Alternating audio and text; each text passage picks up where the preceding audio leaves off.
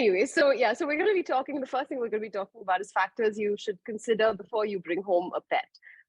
So we've got a slide over there. I'm going to kind of elaborate a little bit more on these aspects. So one is, it's important to consider your bandwidth to care for your pets. This includes meal times, daily walks, grooming, playtime, training. Each of these factors vary with the kind of pet and their age. Some pets experience separation anxiety. While it's something you can work on with training, you have to make the time to do the same. So when we talk about trying to figure out what kind of pet that you need to bring home, we tell people to, before anyone comes to me and asks me what my opinion is, I tell them to leave whatever preconceived notions they have at the door, and put aside age, sex, size, color, breed, all of that. Keep all of that completely out of the picture, because that matters. The breed matters to a very small extent. It doesn't matter. It's not the entire thing that you have to look at. What you need to look at is the kind of dog that you need to bring home who's going to suit your lifestyle. So when I say a lifestyle, what I'm talking about is that sometimes I have people coming up to me saying that I have a very active lifestyle. Me and my partner, or me and my family, we go out on a lot of hikes. We're out every weekend. We do road trips. So we want a dog that's going to keep up with us. So that's a very different kind of dog. The other end of the spectrum is, oh, I work 8 to 10 hours a day. I don't really have the time to engage as much with the dog that requires that kind of engagement. I kind of want a companion who's going to be there when I come back home and, cuddle up on the couch with me and chill with me, who I can go on relaxed walks for, who's basically a very well-balanced, well-settled dog entirely. So now that's a completely different type of dog. So the reason I always stress on this is that people, and we'll come to this later as well, but the reason I stress on this is because people have very preconceived notions on what kind of a dog would suit their lifestyle based on what they've seen, the information that's given out on the internet, and based on what friends have said, based on what they think is cute. And then they go and get the wrong kind of dog a dog that doesn't suit their lifestyle. And that's one of the primary reasons why dogs are then given up by their families. So now the second point is, if you are interested in a specific breed, then it's vital that you understand the breed requirements and you ensure that you are able to make accommodations for them. For example, double-coated dogs like Husky, Saint Bernards require colder climates to be comfortable. So accommodations in cities like Bangalore, Chennai, etc., would require an AC. So firstly, I have to say this, and I tell this pretty much to every person I know who comes up saying, we want a Husky or we want a Saint Bernard. Akitas, Huskies, Saint Bernards, Tibetan Mastiffs, these breeds do not belong in our country. They are cold weather dogs. They do not belong in tropical climates. A majority of their health issues, and for those of you all who have maybe friends with maybe Saint Bernards or Huskies, etc., you will notice that they are very prone to skin infections. They are prone to having a lot more allergies than an average dog would. That's primarily just because they are not meant to be genetically, they are not meant to be in this climate. The fact that they adapt to it is survival. And that's what people don't understand, is that they say, oh, but I have a Husky, I bought him, he's doing absolutely well. Yeah, he's gonna do well because the dog has to adapt to survive. But does that mean that you're doing the right thing by having that breed here? No. So when you choose, if you do have a specification of a breed, you need to understand what they were bred for. Every single breed that we have right now was either created for a working reason. So, for example, Labrador, your beagles, they're scent hounds, right? They were used originally in hunting, but they were primarily scent hounds. They would go sniff out prey and, kind of alert as to where something is. Your retrievers, your Labrador retrievers, again, are gun dogs. Used to go off for hunting. Rottweilers originally started off as meat cart pulling dogs, actually, and then changed over time. Your pit bulls, etc. I know they have the tag of a nanny dog, but again, they have extremely, extremely high drives. Huskies, Saint Bernards, your Saint Bernards were bred to be rescue dogs. Your Huskies were meant to be sled pull Huskies, Siberian Malamutes, all of those. They were bred to essentially be your sled dogs, right?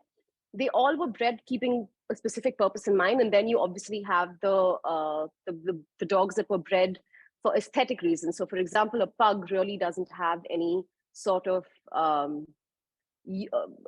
use this term very loosely here, so don't take it out of context. But when I say use, I'm saying in terms of working, right? A pug was I don't know how many of you know this, but a pug basically is from the Mastiff family. But there was they were kind of compressed because there was some sort of a king or a ruler who wanted a dog that kind of had these features and resembled these features and thought it was very cute. So this was a genetically modified dog to kind of create a pug. And you have and that's why they have as many health issues as they do. They're not meant to look that way. They're not meant to be that way. They've kind of compressed a Mastiff into this size dog. So on and so forth. So each breed was created, bred for certain reasons, and then you have your labradoodles, your toy poodles, your whatever. All of those were bred more for aesthetic reasons for us.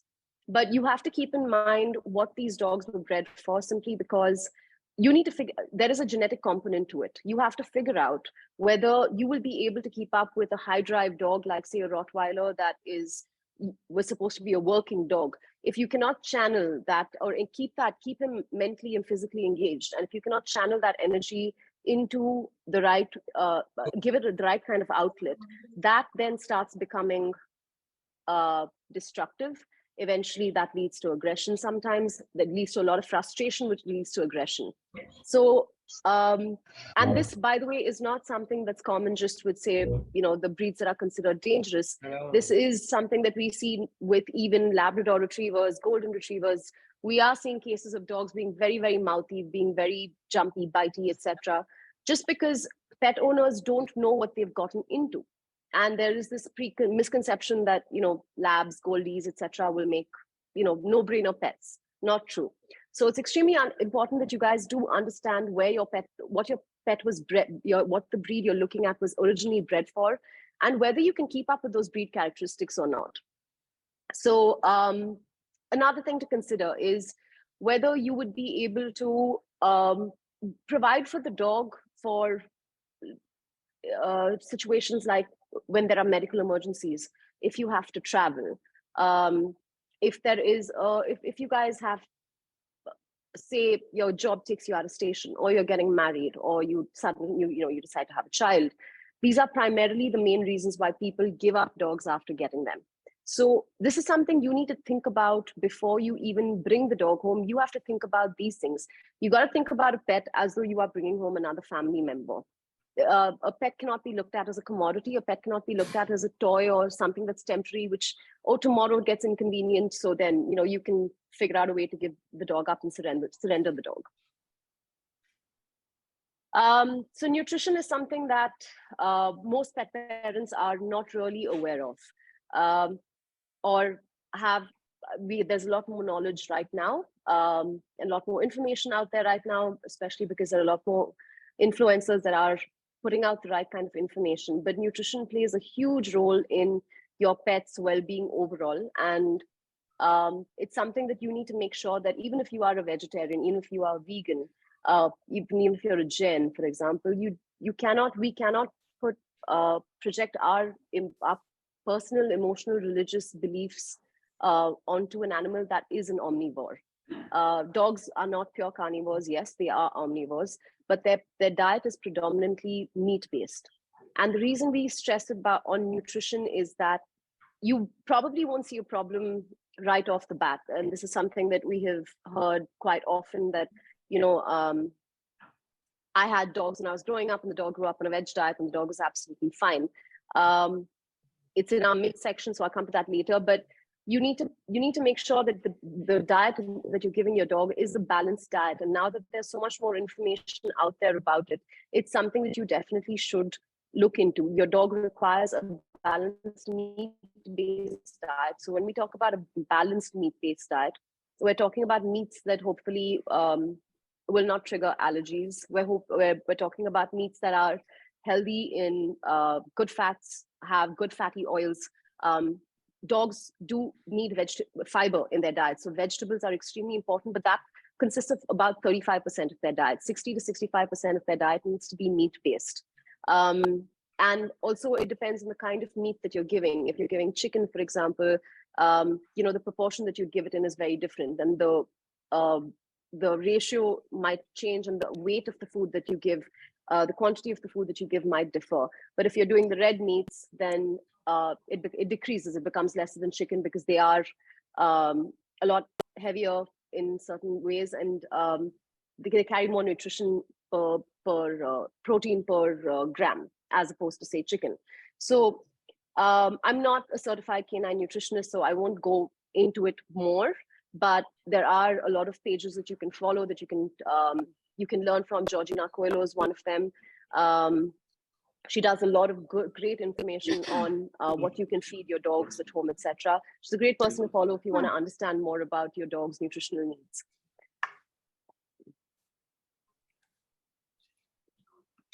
The second thing is training. So how many of y'all, if can I get just a show of hands, how many of y'all already have pets at home, or how many of y'all are people who are considering bringing a pet? So how many of y'all have pets at home? Let's start with that.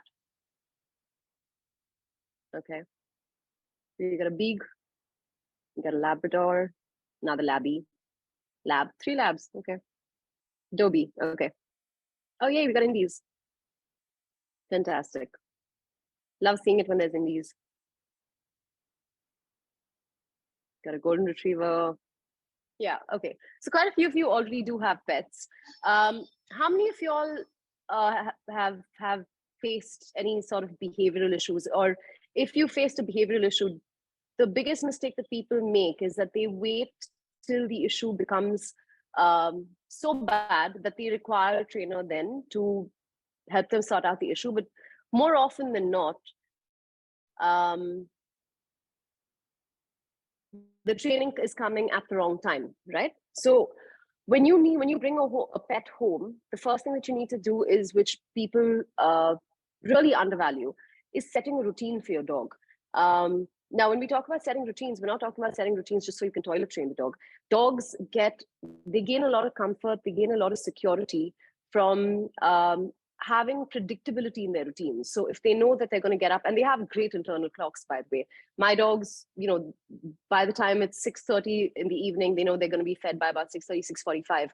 By 6:30, all of them just migrate downstairs and are sitting near the kitchen because they know that they're going to get fed. So they have great internal clocks. But what primarily happens with dogs when you set a schedule and a routine for them that you don't break, at least not initially, is that it gives the dog predictability. So the dog understands that, okay, this is my sleep time, this is the time I wake up, this is the time I walk. So I am going to be allowed to relieve myself at this point of time. This is when I get fed. This is my playtime, this is my downtime, and then repeat. And once the dog is able to kind of predict those things, for them, it automatically relaxes them, because there is something, there is a schedule for them to follow, and that predictability helps a lot in calming them down, right? So the second thing is that, unless if you're a pet parent who's had a lot of experience before, great. But even if I'm someone I've had dogs all my life, but the minute I started getting Rottweilers home, I made sure that I worked with the trainer from day one. It doesn't matter about my experiences, my whatever, how well I might know dogs, or whatever my views were on dogs, and my personal views I'm talking about, because I've trained so many at home, etc., etc. The minute I started moving into getting Rottweilers home, getting rescues home, I started working with the trainer immediately, because the idea here is not to have an issue start, let it get to the point where it's so bad that you're considering giving up a dog, and then as a last resort you then go to a trainer, because 90% of the damage is done, and then the trainer has to undo the damage, which takes it's a much longer process, and it's a lot more stressful on you, it's a lot more stressful on the dog, and all of this can be avoided if you start with a trainer from day one. And most people I come across, when I say, when I'm doing adoptions, and I tell people that, okay, can you, are you willing to work with the trainer? Their first thing is like, no, I've had dogs all my life, I will be able to handle it. Which might be true for certain people, for certain dogs, but the average adopter of mine without fail, within 2-3 months, calls me and says, Sanjana, I need the help of a trainer.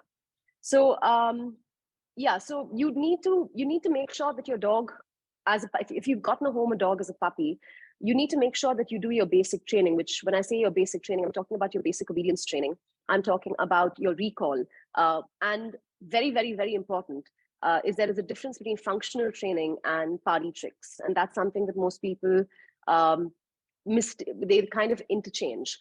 So when I talk about party tricks, I'm talking about people who can do tricks with their dog, where the dog is sitting up on his back legs and giving you a paw, or doing like a pirouette, or fancy stuff like that, which is all well and good. It's very cute to see. But when I talk about functional training, I'm talking about having applications in your day-to-day life. So something as basic as, when you are putting your dog's food down for him, is your dog jumping up at you all the time? Is your dog jumping onto you all the time? Is the dog knocking the bowl out of your hand? Is the dog so excited and so, all over the place that you just have to basically, his mouth is already in the bowl before you even put the bowl down? If you're going for a walk, is your dog taking you for a walk rather than you taking the dog for a walk? Is your dog, when people come home, is your dog completely uncontrollable and jumping on people and being overly excited? These are all actually warning factors. They're warning signs that the dog's already giving you, which most people kind of ignore as the pup is growing up, because they're like, oh, it's puppy behavior, it's puppy behavior. But then that puppy behavior as an adult is not fun. So my advice would be to start working with a trainer, even if especially if you're getting into a new breed, especially if you're getting into a breed that requires more than what your expertise is going to be. Work with a trainer from the beginning. Don't wait till it gets to a point where you're pulling your hair out and things are so stressful, and then you say, okay, now I need a trainer. That's not when you go to a trainer. You go to a trainer right from day one. So in terms of when you're doing your toilet training, especially, that's one of the biggest considerations when you bring home a dog. It is completely unfair, by the way, to expect your dog to hold themselves I'm not talking about passing motions, but hold their urine for 10 to 12 hours. It's not okay for a dog to do that. So we, as a guideline, normally say that you do 2 long walks, 2 short walks every day. When we talk about 2 long walks, those are your early morning walks, late evening walks when it's nice and cool. You can go for like a 30-minute walk. Allow your dog to sniff. Allow your dog to, because sniffing releases endorphins in the dog's brain. It releases dopamine, serotonin, releases all the happy hormones, basically. And it helps your dog calm down. So sniffing is a really, really important activity for your dog. So which is why we say 2 long walks where your dog is allowed to just walk, sniff, relax, come back. The 2 in-between walks are literally just to let your dog go urinate and come back. If you are unable to do 4 walks a day, then the 2 walks in between, you need to try and figure out a way whether you can get the dog on a balcony, or get a spot toilet, which is like a surrogate toilet for a dog. You need to figure out stuff like that, because your dog needs to be able to relieve himself or herself, because especially for female dogs, it does lead to frequent UTIs, issues like that. Later on in life, it can lead to kidney disease, kidney issues, bladder issues, which you don't want. So, make sure you get your toilet training in place, and make sure you're doing it fairly to the dog. So as I was talking about earlier, when we talk about lifestyle factors, when you're choosing the pet for yourself, your activity levels, we've gone over this, your fiscal responsibilities, as much as we might aspire to have a particular type of breed, and that aspiration value is there with everyone that I've spoken to, as much as we might want to have a particular breed because the breed fascinates us, something to take into account is the fact that pets are not, if you are doing right by your pet, pets are not cheap. On an average, if you are feeding your dog right, if you're feeding your dog the right kind of meat, and it's not spare meat that you get from meat shops, if you are giving your dog enough supplementations, if you're giving your dog, in terms of grooming, the right kind of care, other things in between, etc., it costs you on an average between 4,000 to 6,000 rupees a month, okay, on one dog. And this does not include medical. Medical today is becoming as expensive, if not more, than humans. A good veterinary clinic will set you back maybe 50, 60,000 if your dog has a serious issue. And that is something you have to make allowances for. So when you're planning, you have to financially plan for that as well. And you have to also be very honest with yourself and ask yourself whether you can. And it's a very realistic thing. It's not about being judgmental. It's just very realistic to ask yourself, can I financially manage? Because there's no point in bringing home a dog and then not being able to do right by the dog, right? So we've covered nutrition already. Bandwidth, when we talk about bandwidth, we're saying don't take home a dog that requires a lot of mental engagement, a lot of physical engagement, a lot of stimulation to keep the dog happy. If you aren't able to do it, it's going to frustrate you, it's going to frustrate the dog. Chances are you're going to either give up the dog or you will rehome the dog with a friend or a family or put the dog on a farm somewhere. So don't bring home a dog that doesn't match you in what you are able to give the dog in terms of your bandwidth. Take into account if you have if you know that your work is going to possibly take you out of the country at some point, make sure that you know which countries you're looking at. Do a little bit research on those countries to find out what dogs they allow, what their processes are, how long their quarantines are. Set aside the money for that as well. That it is quite expensive to do relocations.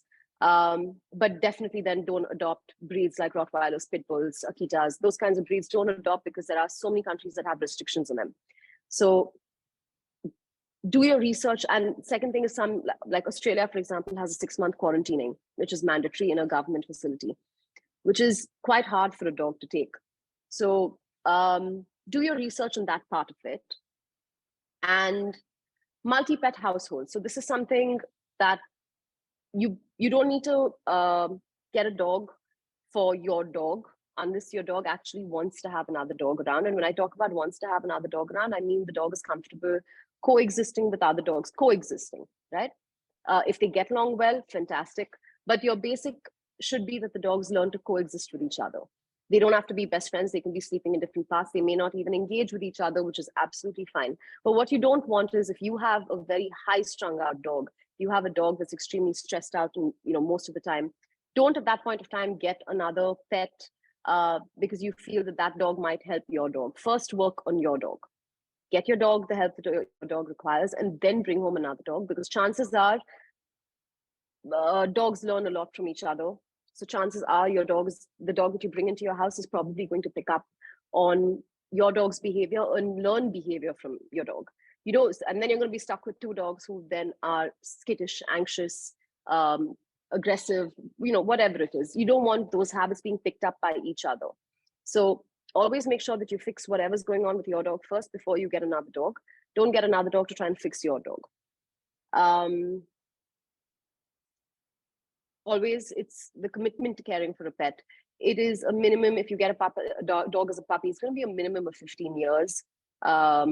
With some dogs live longer than that. Some dogs live shorter. But you can take it as an average of 15 years. So that basically means most people choose to get pets around the age of 25, 26, 27. That's the kind of average that I've seen. That basically means you are going to have a pet till you're 42 years old. During this time, you're most probably going to get married, probably have a kid, relocate to another city, relocate to another country, move to a residential accommodation that might not be very pet friendly. All of these changes are going to happen in your life at that point. You might buy a house in a community that's not very pet friendly. You have to make sure that you take into account that the fact that you have a dog, and that dog is part of your family. So like you wouldn't leave a child behind, you don't leave a dog behind. Like you wouldn't leave an aged parent behind, you don't dump your dog if your dog's older and you're like, okay, I've had 8 good years with him, he can live out the rest of his life wherever else. You don't do that. So make sure you have that commitment that if I'm bringing a pet home, it's do or die. You should never give yourself that out or that option of, okay, I can, because there are people who will do adoption, because there are people who will put him into a good home, I have that option of giving the dog up. No, never get into it with that, because 99% of the time you will end up using that out. So where all can you get a pet from? I am pro-adoption. I'm very, very against buying of dogs, simply because of the laws of our country. They don't protect animals. So I will always be pro people going and adopting a dog as opposed to going to a breeder. So the best thing that you can do is contact maybe a local shelter or there are a lot of local rescuers, and adopt a dog from them, because there are a lot of dogs who are getting abandoned and for no fault of their own, who will do great with you, right? So now we're going to talk about the myths of the kind of pets that you bring home. So the biggest myth I've heard, and I don't know, I mean, you guys can see this. Can you all see the slideshow? I think you all can, right? How many of y'all have heard these myths? Rescue dogs are sick or reactive, or will not be able to adjust in a home. That you can only bond with a puppy. Adult dogs will not adjust easily. Small breed dogs like beagles are great to have in apartments due to size.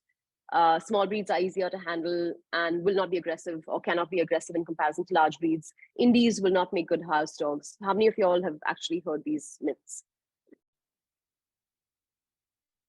Yeah.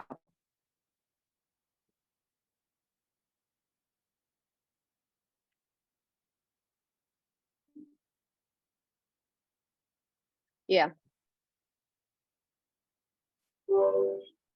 So this is what we end up hearing most of the time, right? Yeah. I think most of you all have heard it.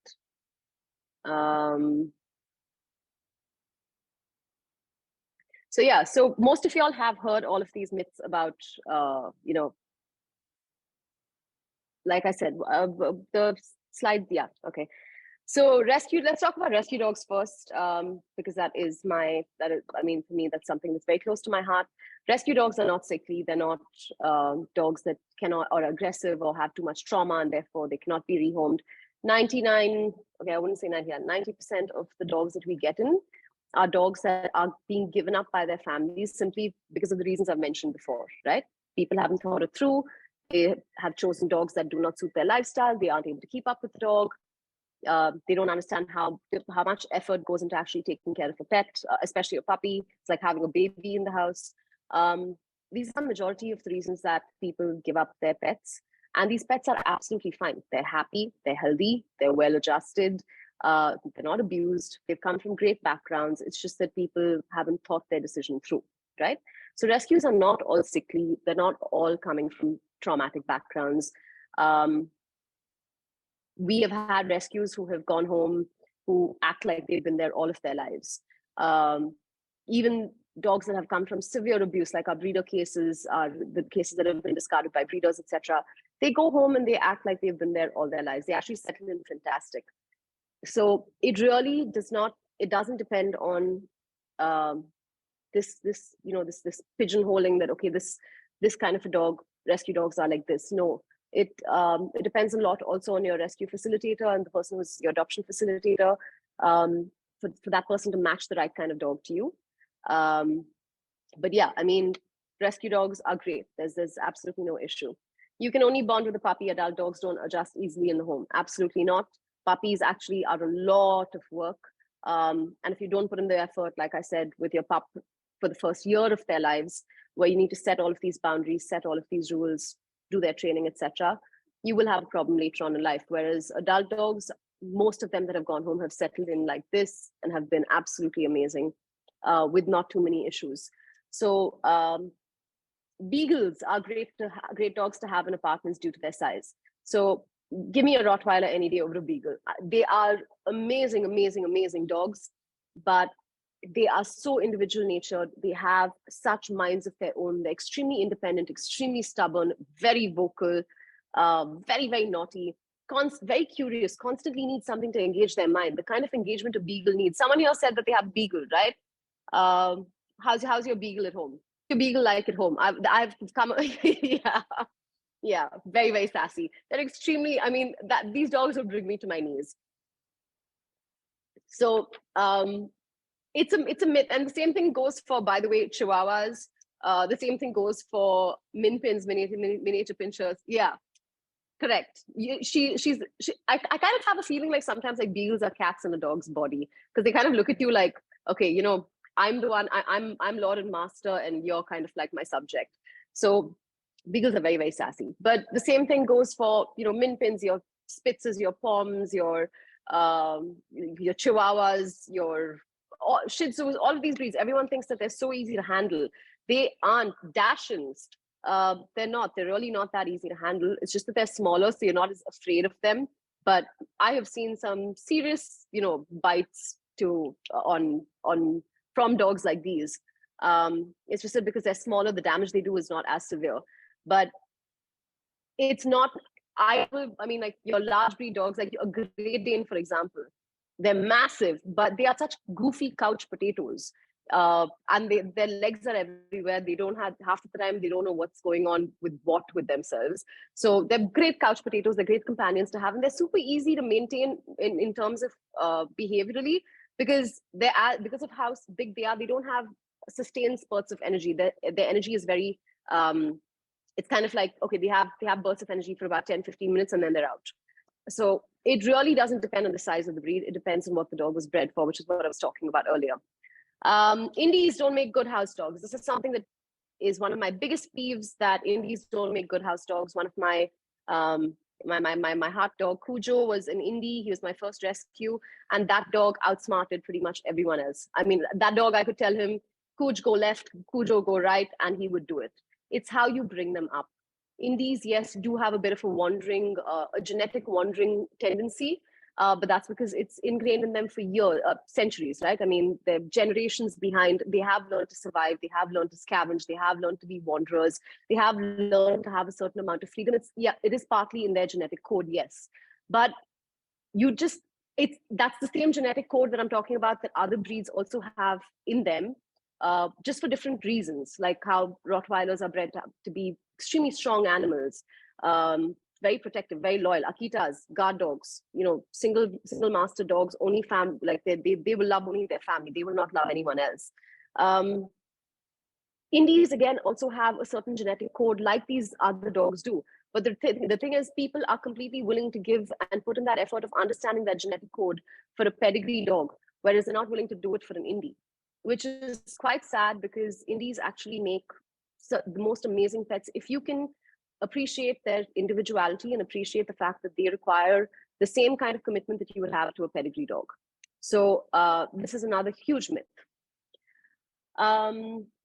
Pet care myths. So this is another thing that we wanted to talk about, is that because with the number of people that have dogs at home, how many of y'all were told by your veterinarians or by people around you that your dog had to be mated at least once for their health? That's the sad part, right? A lot of these, one is, a lot of vets have tie-ups, even the good ones. They do have tie-ups with breeders because a lot of their money does come from the breeding market, which is a very sad truth. But there are very few vets who actually advocate sterilization. So that is a complete myth that you have to mate your dog at least once. In fact, it makes things worse, especially if you're going to keep your dog intact. A lot of people don't want to sterilize their males, especially. They're okay to do it with their females, but they're not really okay to do it with the males. Mating them even once actually increases frustration in them. So then you will find that need. And the minute once they have mated, even if you have a female dog that's on the street, dogs can smell for up to a 2-kilometer radius. They can smell a female dog in heat. You can have a female dog anywhere in a 2 km radius, and your dog is going to go berserk. Your dog's going to get frustrated. Your dog's going to be pacing, stop eating. All of those things are going to happen. You do it even one time, it will happen. Obviously, there are exceptions to every rule, but I'm not talking about the rule, the exception here. I'm talking about the rule. So most dogs react that way. It's not required. It's just a way to kind of push breeders, push the breeding market, which, again, like in India, I said, it's an illegal breeding market. Our laws are not strong enough to protect pet dogs, protect the breeding conditions, protect the breeder mothers. They're not strong enough. So we've had dogs all our lives, and they've grown up eating rice and chapati. They don't need meat as frequently. So this is what I was talking about earlier. Dogs are not vegetarians. You put in front of any dog, if you put a salad, and if you put, or even the paneer or tofu or dals, you want to put whatever you want. Try and make it as appetizing as possible. Put that in front of a dog and put a bowl of chicken and rice or meat and rice in front of a dog. The dog will immediately go for the meat. Training makes animals robotic and is not necessary. Absolutely not. It's not. Training is an integral part in making sure that your dogs adjust. Okay. Bones can get lodged in your dog's throats. Please don't. If you want to give your dog bones to chew on so they can clean their teeth, that's a different thing. But do not give your dogs leftover bones. They're very brittle. They can break. They can get lodged into your dog's throat. Or your dog could choke. They can cut your dog's intestines. Please try and avoid that completely. Your community animals. It's extremely important that as the public, as a community, we need to be responsible for our community dogs as well. So the ways you can contribute is by being a local feeder. Feed the dogs in your area, make sure that they are sterilized, make sure they are vaccinated. If you come if you're from Bangalore, you will come under the BBMP areas. There are NGOs already assigned to your areas, right? So those NGOs will take care of the sterilization for free.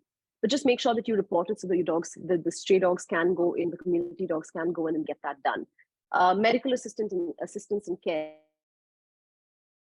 Make sure that if you see an animal that's injured, report it. Call the helplines that are there. Help the dog get the treatment that's required. If you can if it's just a small infection which can be treated on the streets, put it in their food, give them like one meal a day. It'll take care of it. But we have to make sure that we kind of support our community animals here, and they're not made pariahs. Okay, so as Sunita introduced, I've been working in animal welfare for 10 years, but SES, which is Second Chance Sanctuary, was set up with this amazing team of people last year in August. So we have big plans. Yeah. Can everyone read the comments coming up, by the way, Natasha? Yeah, I think so. Right? Yeah. Yeah. So Samik basically said that there are a lot of kitchens that make good street food not street food for streeties, who you can buy from if you don't have the bandwidth to cook. But yeah, so we have plans to hopefully set up this sanctuary, which will be a one of a kind, the first of its kind rather, in India. We're hoping to be able to do that in the next 2-3 years. Yeah, main motto is welfare of the animals above everything else. We're going to move on to 2 videos of 2 of our wards, and I think the background music is not going to play, so Sanjana is going to take you through them, but they're 2 of our favorites. They're Harley and Adele. Yeah. Give me a quick minute.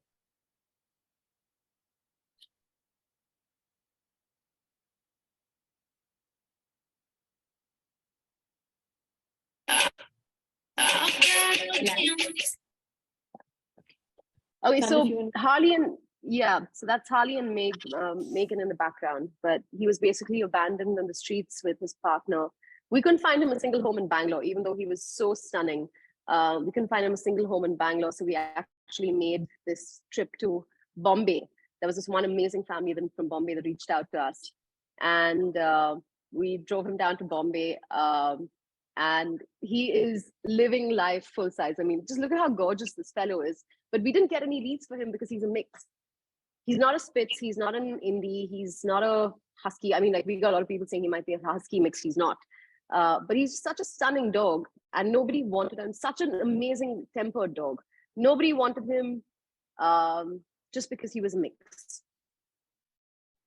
His partner, Megan, because she was a pure Spitz, she got adopted quite quickly. But our man took us a while.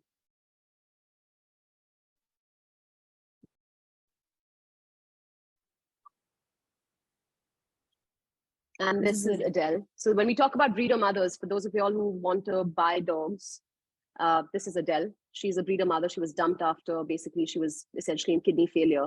So they didn't even want to try and treat her. They just threw her out in the streets. And unfortunately, we had taken a lot of cases. So we were, sick cases. We lost quite a few of them. And we were 100% sure Adele was going to die. But this is her in her adopted home. And her adopter has taken amazing care of her. She's doing well. She's getting back onto her feet right now. And with the love and care of being in a home, her creatinine, her kidney levels are back to normal now. And but that's the reality of your breeder mothers, which is why we say, please don't buy dogs. These dogs go through absolute hell.